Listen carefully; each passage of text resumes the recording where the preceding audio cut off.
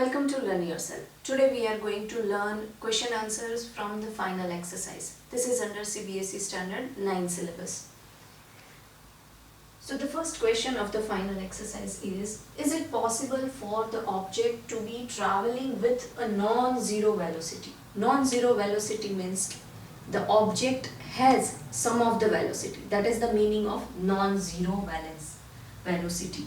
Non-zero means it has some velocity.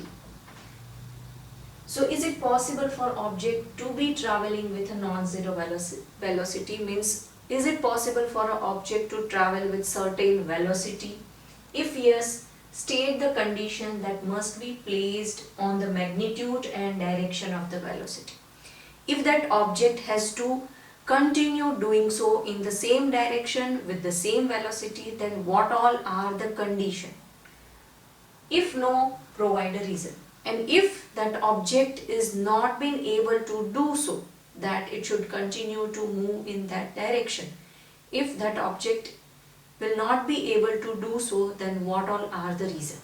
Now we know that when any ball is rolling on the ground, it will keep on doing the same thing until and unless some external unbalanced force will act upon that means if there is a no friction of the ground, then the ball will continue to move in that direction in forever.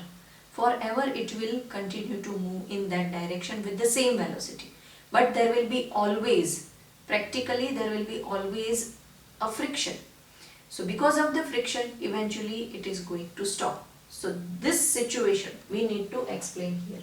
That yes, object can travel with non-zero velocity when net external force is zero. So here we are trying to say that when there is no external unbalanced force, two things should be there. First, external force should be there, and second, unbalanced force should be there.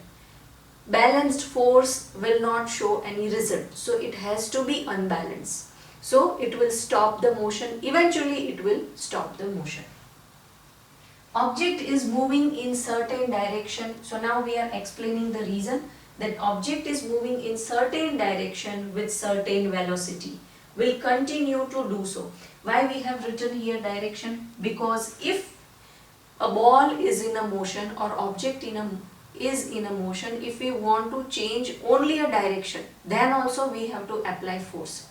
So that's why I have mentioned here certain direction.